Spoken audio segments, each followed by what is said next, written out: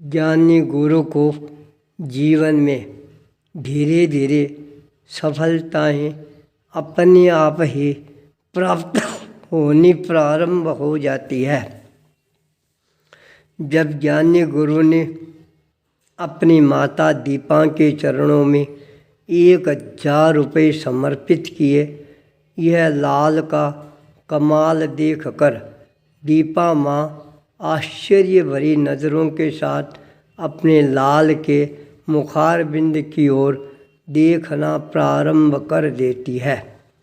माता दीपा ने कहा, लाल, ये 1000 रुपये कहाँ से लाया है? तब ज्ञानी गुरु ने मुस्कुराते हुए कहा, माँ, यह 1000 रुपये मेरे पुरुषार्थ की सच्ची कमाई है। मैं कहीं से भी उधारी लेकर नहीं आया हूँ। आज तक मैंने सच्चाई के साथ में व्यापार और व्यवसाय करने का प्रयास किया, जिसका परिणाम यह सामने आया। आज मैंने अपने सारा हिसाब किताब है वह बराबर किया। गरीबों को मैंने कर्ज माफ़ कर दिया। जिनको मैंने कर्ज दे रखा था उनको वापस समेट लिया, और जिनसे मैंने कर्ज ले रखा था उनको मैंने निपटा दिया है। अब मेरे व्यापारिक जीवन का हिसाब किताब है वह लगभग बराबर हो गया है। ये 1,00,000 कलदार रुपये मेरी खरी कमाई के पसीने के रुपये हैं। यह मैं आपके चरणों में समर्पित करता हूँ।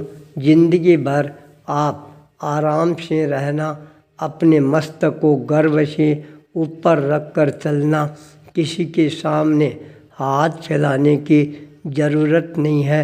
भीखण की माँ किसी के सामने हाथ फैला नहीं सकती है। अपने हाथों से दान है खुले दिल और दिमाग से दे सकती है। यह बात जब ज्ञानी गुरु के मुखारबिंद से निकलती है तब माँ का ममत्व भाव है वह अपने आप ही जागृत होना प्रारंभ हो जाता है। माँ ने कहा, बेटा, ये तो तूने मेरे लिए बहुत बड़ा कार्य कर दिया है। ज्ञानी गुरु ने निवेदन किया, माता श्री, अब आप भी मेरे पर अनुकंपा दया करवाने की अनुकंपा कराएं, जिससे मेरा संकल्प है वह पूरा हो सके। मैं सत्य की साधना की तरफ अपने चरणों को गतिशील बनाकर अपना जीवन का ध्येय है उसको प्राप्त कर सकूं।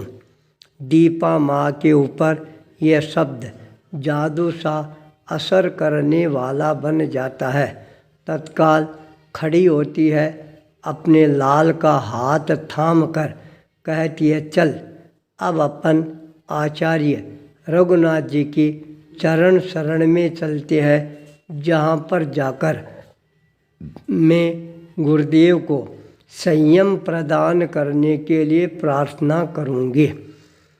ज्ञानी गुरु ने यह सोचा भी नहीं था इतना सहज और सरल काम है वह मेरा बन जाएगा, पर जब अच्छा समय आता है सारे काम अपने आप ही अच्छे होने प्रारंभ हो जाते हैं।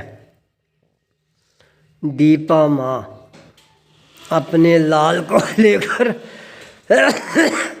आचार्य रघुनाथ जी के चरण शरण में पहुँचती है।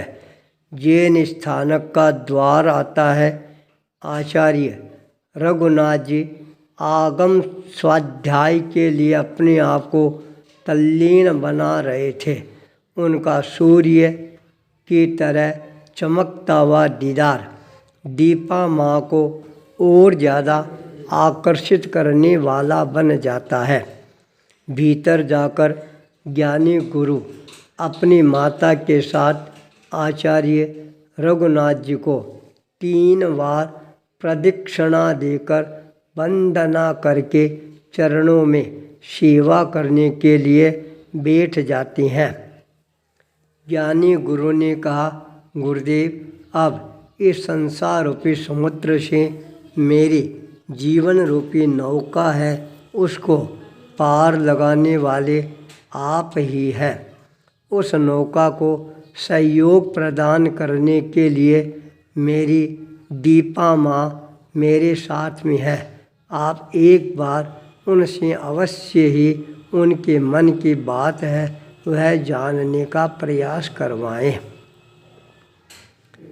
आचार्य रघुनाथ जी ने दीपा माँ की तरफ अभिमुख होते हुए कहा, बोलो। दीपा भाई, क्या चाहते हो? दीपा माँ ने कहा, गुरुदेव, मैं क्या चाह सकती हूँ? मैं तो आपके चरणों में आपके लाल को, अपने लाल को आपके चरणों में सादर समर्पित करना चाहती हूँ। जब भी अवसर आए आप मेरे लाल को संयम पथ पर आगे बढ़ाने की अनुकंपा करवाना।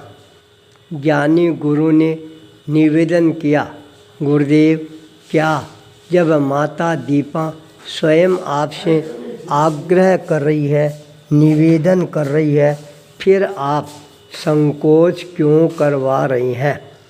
जब दीपा माँ की भावना साकार होगी तब अपने आप ही सारा काम है वह सफलता के साथ पूरा होना प्रारंभ हो जाएगा।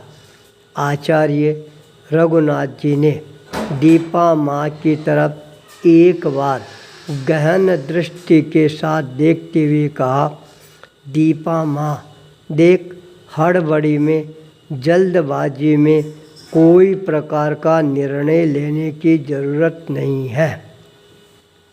जब तेरा मन अपने आप ही भीतर से यह महसूस करना प्रारंभ कर दे, हाँ, मेरा लाल है, दीक्षा के पथ पर आगे बढ़कर नया कमाल कर सकता है, तभी तुम आज्ञा प्रदान करवाना।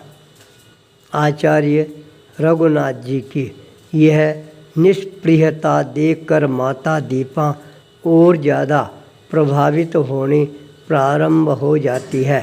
दीपा माँ ने अपने पल्लू को आगे करते हुए विनम्रता के साथ निवेदन किया, गुरुदेव, ये दीपा या तो अपने मुखारबिंद से कोई शब्द निकालती नहीं है, निकालने के पश्चात यह शब्दों को वापस लेने का प्रयास नहीं करती है, चाहे कुछ भी हो जाए।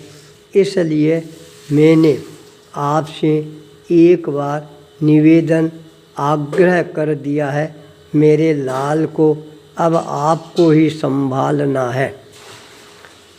आचार्य रघुनाथ जी यह बात सुनकर मंद मंद मुस्कुराना प्रारंभ कर देती हैं।